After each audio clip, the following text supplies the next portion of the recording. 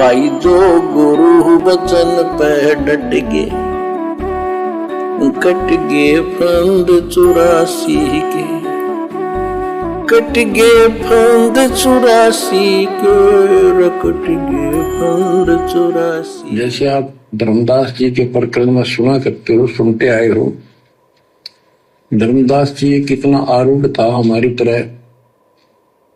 उसी लोक वेद के आधार पर श्री ब्रह्मा जी, श्री विष्णु जी, श्री शिव जी से ऊपर कुछ मांगने को तैयार नहीं था। जबकि गीता अध्याय 7 श्लोक 12 से 15 में स्पष्ट किया है, ये तीनों गुणों के द्वारा जो कुछ हो रहा है, ये काल इसका निमित्त है, जिसके आहार है। इस आहार काल के आहार के लिए तीनों व्यवस्था करते हैं। ब्रह्मा जी के रजगुण के प्रभाव से जीव संतान उत्पत्ति करता है, विष्णु जी के प्रभाव से अपना ऑटोमेटिक मोह हो जाता है, पालन पोषण करना फिर कर्तव्य बन जाता है।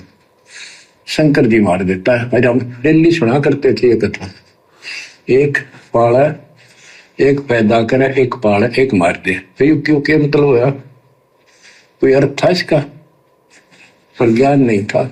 आंख में के ईश्वर ने सच्ची मान रहे थे और फाइनल मान रहे, सच्ची तो थी पर इसको सोच रहे थे ऐसा ही चलेगा। यूं गीता के 7 श्लोक 15 में स्पष्ट कर दिया है कि त्रिगुण में माया, रजगुण ब्रह्मा, सतगुण विष्णु, तम गुण शंकर की भक्ति तक सीमित जो है दंड हो गए। जिनकी ज्ञान रह जा चुका, जिनकी बुद्धि पकड़ रखी है, आगे सुनने को तैयार नहीं, वो राक्षस स्वभाव को धारण किए वृक्षों में नीचे दूषित कर्म करने वाले मूर्ख मुझे भी नहीं बचते। ये गीता बोलने वाला काल ब्रह्म कह रहा है। अब बच्चों, जैसे हमारे भक्त जगह जगह प्रचार करने जाते हैं, यही इन तीनों गुणों के पुजारी उनको मारते पीटते हैं, बदतमीजी करते।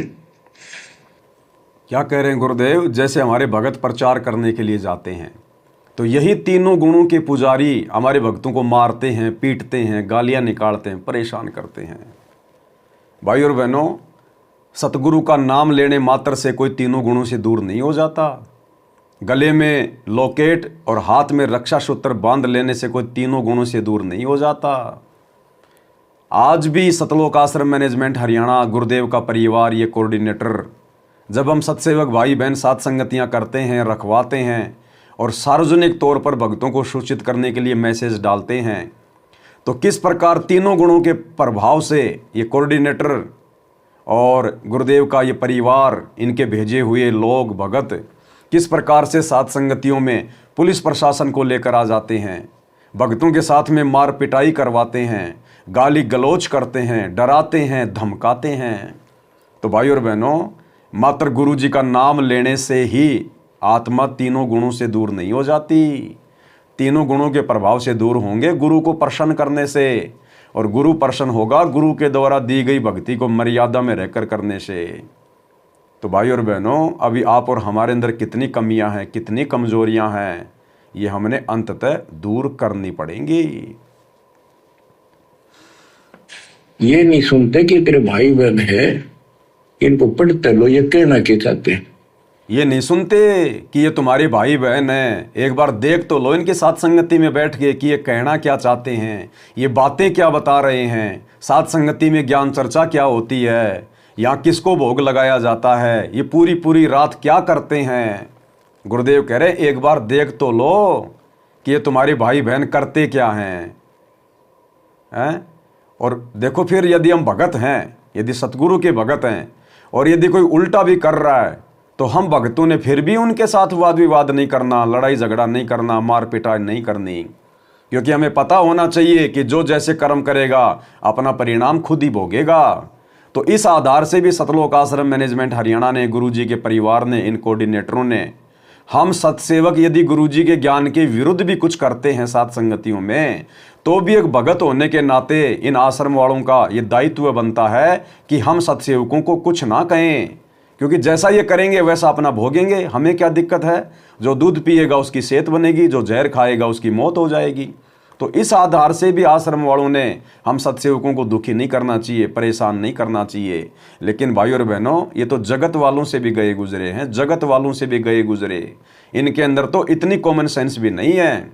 इनको तो केवल अपना धार्मिक धंधा दिखाई देता है कि यदि ये पवन दास और सात संगत वाले भाई बहन अगर दिन रात सात संगतियां करते रहे, लाइव आते रहे, भक्तों को जगाते रहे, तो हमारे आश्रमों में कौन आएगा, हमें ज्योति पाठ और दान का पैसा कौन देगा। तो इनको भक्ति और भगवान की चिंता नहीं है, इनको चिंता है अपने धार्मिक धंधे की, अपने पेट की।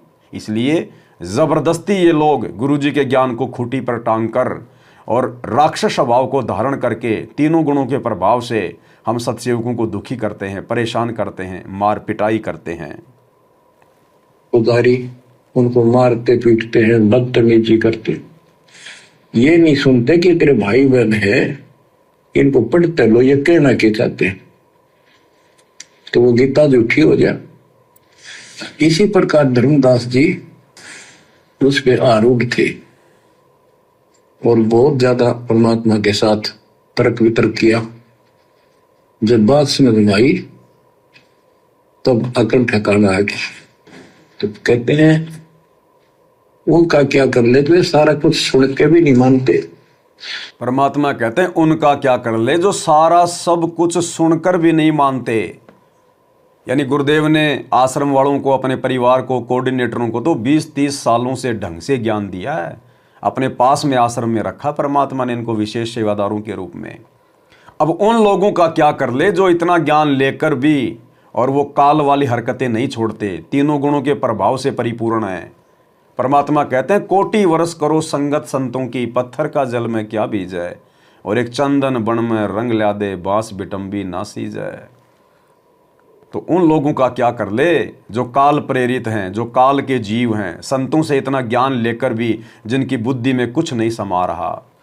इसलिए तो परमात्मा कहते हैं काल को जीव कुछ नहीं माने, कोट सुने जो ज्ञाना, और जैसे लाख अग्नि में पिंगड़े और बिछुड़ते काट समाना। वे तो उस सांप की तरह होते हैं कि चंदन के पेड़ से लिपट कर शीतलता महसूस करते हैं, और यदि जरा सा उन्हें कोई छू दे तो तुरंत फण उठाकर काटने को दौड़ते हैं। तो परमात्मा कहते हैं जैसे सर्प चंदन लिपटाई, तन भया शीतल पर विष नहीं जाई। चंदन के पेड़ से लिपटने के कारण सर्प को शीतलता महसूस हो रही है, लेकिन अंदर का जहर ज्यों का त्यों है। तो संत की शरण में रहने के कारण, संत के साथ में रहने के कारण जो काल का जीव होता है वो उस समय तो एक नंबर का भगत दिखाई देता है, लेकिन जैसे ही वो संत से दूर होता है तुरंत अपना जहर उगड़ने लग जाता है।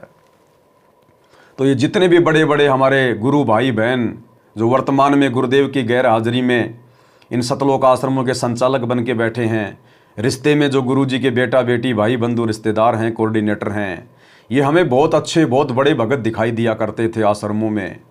और जैसे ही गुरुदेव की रजा से ये सात संगतियाँ शुरू हुई और 2014 में बरवाला कांड हुआ, गुरुदेव हम भक्तों की परीक्षा के लिए, छटनी के लिए हमसे दूर हिसार जेल में जाके बैठे। उसके बाद इन सर्प जैसे लोगों ने, काल प्रेरित आत्माओं ने अपना रंग दिखाना शुरू कर दिया। टोटल कर्म संगत को गुरुदेव की मर्यादाओं से दूर करके टोटल कुकर्म करवाने शुरू कर दिए।